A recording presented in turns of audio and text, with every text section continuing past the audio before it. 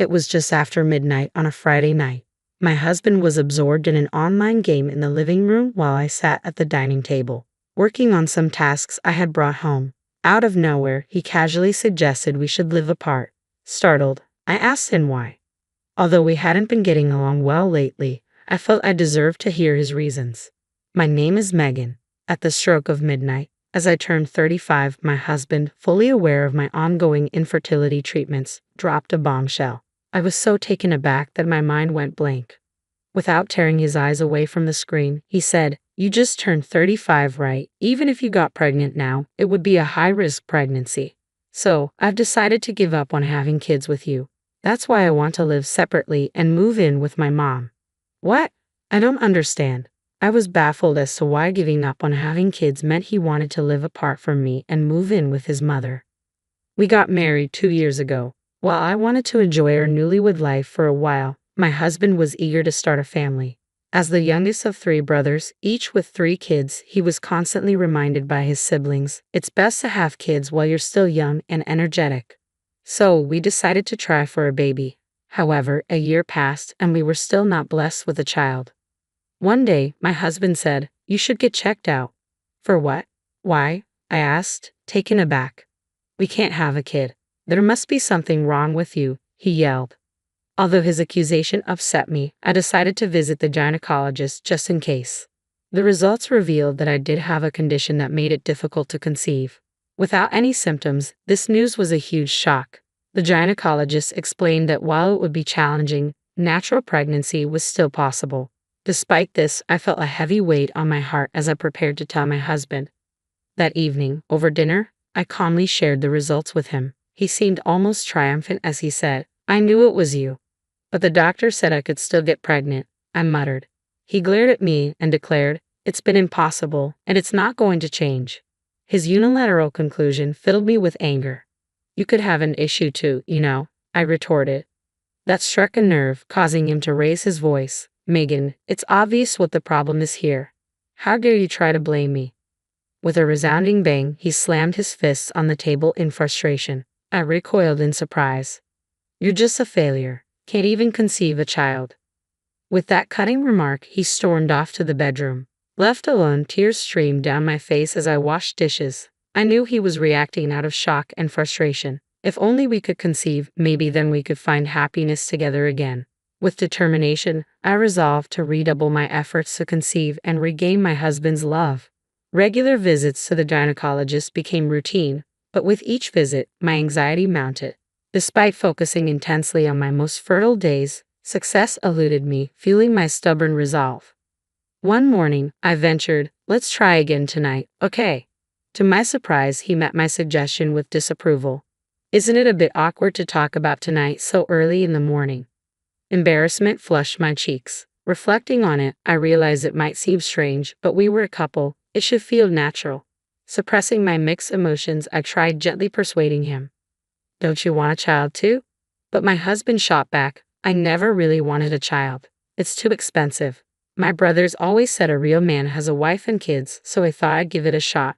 But now that it's not happening because of you, I have a respectable excuse not to care anymore." From then on, whenever I approached my husband, he would dismiss me with excuses like, "I'm busy" or "I'm tired." Yet I was just as busy and exhausted from work. Each rejection shattered my pride as a woman. Lately, my husband had become engrossed in online gaming, staying up late into the night. Our intimate life had faded, and even our daily conversations had dwindled to almost nothing. It seemed my husband had lost interest not only in having children but in me as well. Despite this, I persisted in visiting the gynecologist. During my infertility treatments, I was struck by the number of couples at the clinic. It specialized in infertility, always packed with patients. Waiting 2 to 3 hours, even with an appointment, was normal.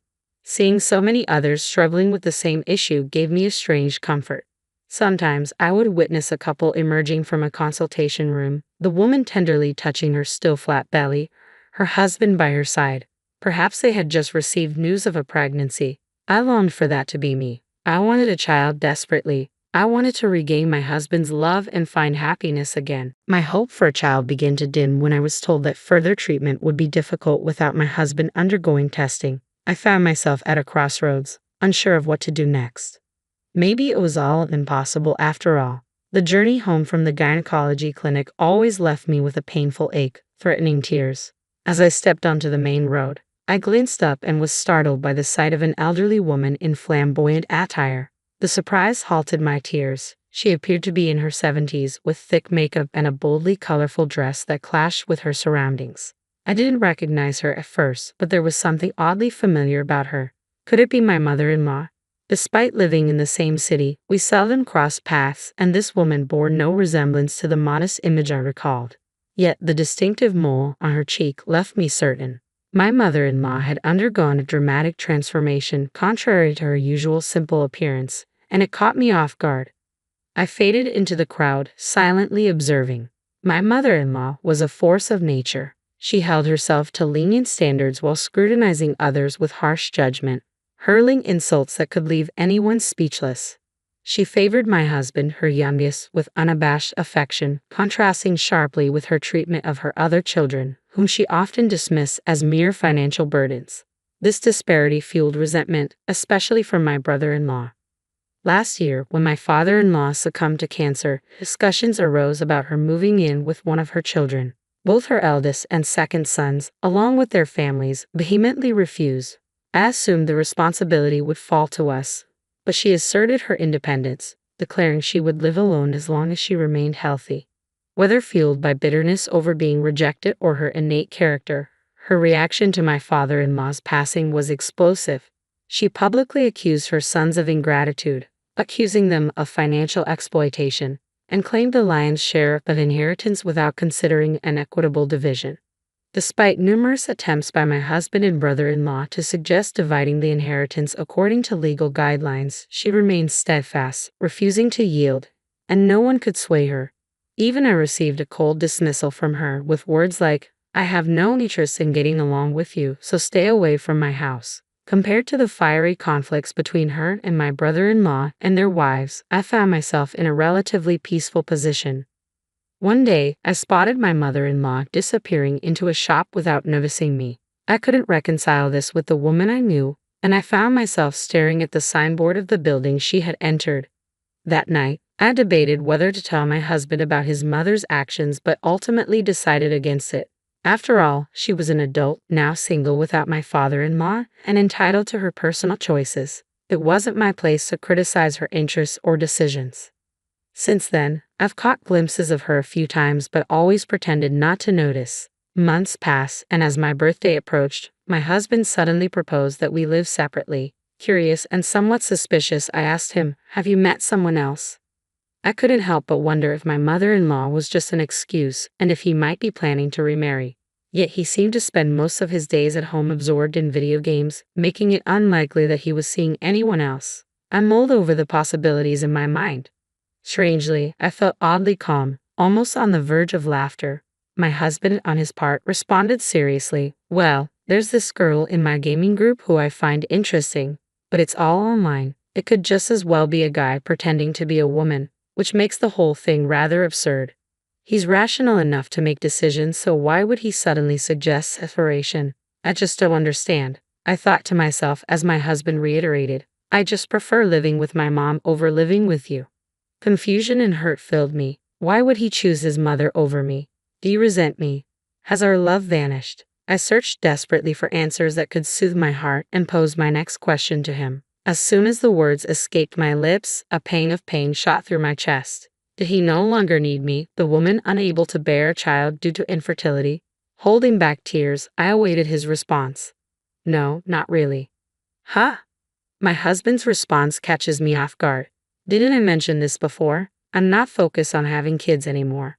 We need to find another way to secure our finances."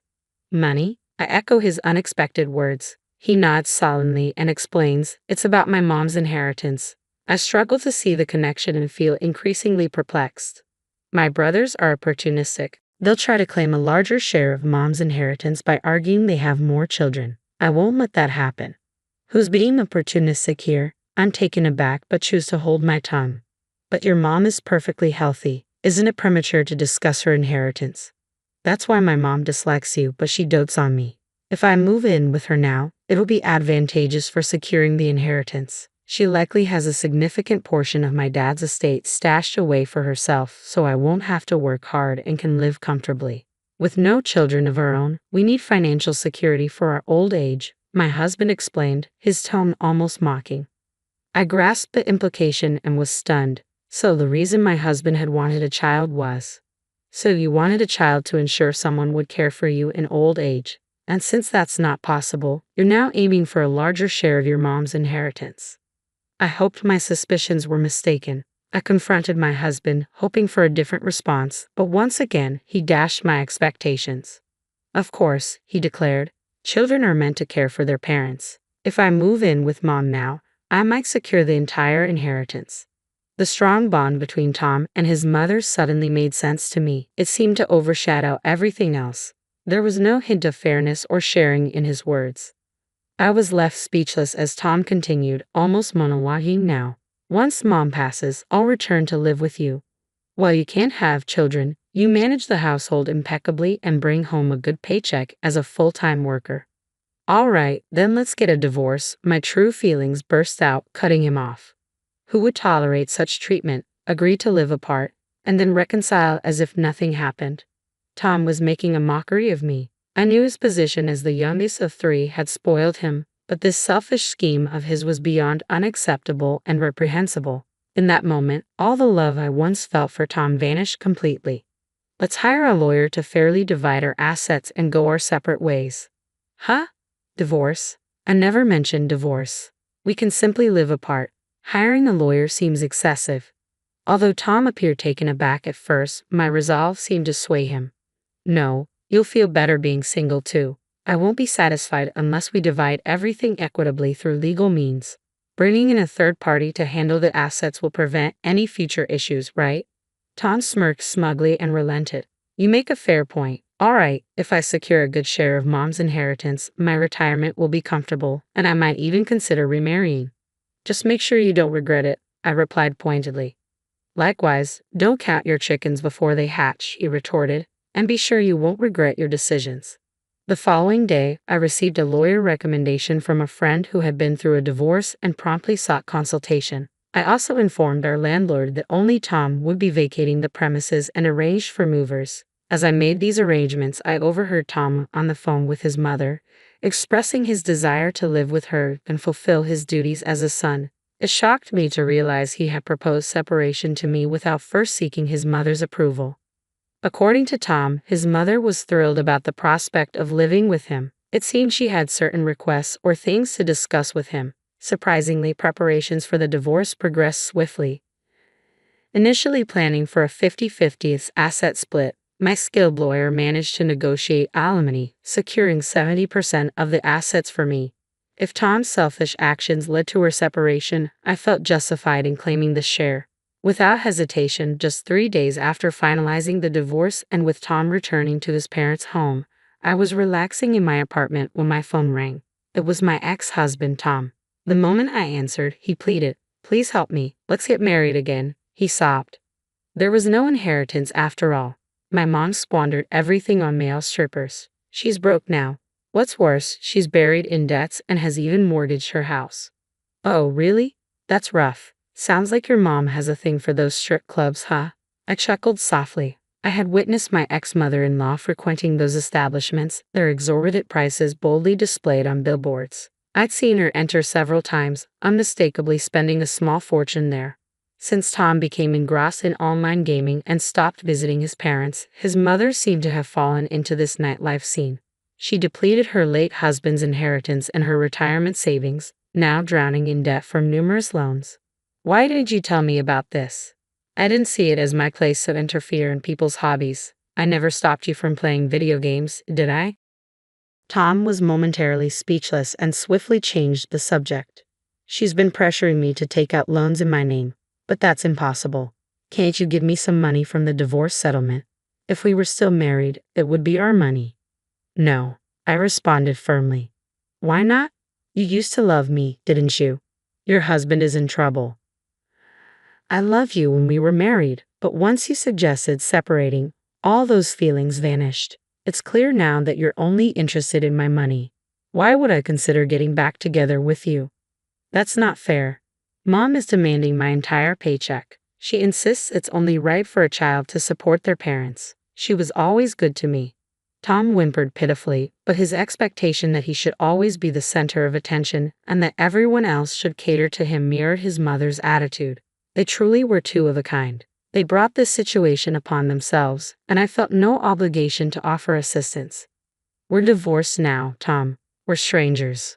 Please handle your family's issues on your own, I said calmly, flashing a reassuring smile. I ended the call and blocked his number. Then I promptly dialed each of my former brothers-in-law. Although I had planned to update them once things settled down after the divorce, it seemed prudent to inform them sooner rather than later. I recounted everything Tom had disclosed about his mother and the events leading to our separation. My ex-brothers-in-law expressed sympathy and assured me they would confront Tom about his actions. Later, I received word from one of them that Tom's brothers had paid a visit to their parents' home, resulting in quite a scene. Hearing this, I decided to change my door locks as a precaution and ultimately made the decision to move. Cutting ties completely seemed best. While browsing real estate listings, I came across a listing for Tom's parents' house being put up for sale. Curious about Tom and his mother's fate, I briefly considered asking my former brothers-in-law for updates but ultimately decided to focus on moving forward and severing all connections with the past. I plan to move to a pet-friendly apartment and relish a peaceful, carefree life, possibly with a charming feline companion.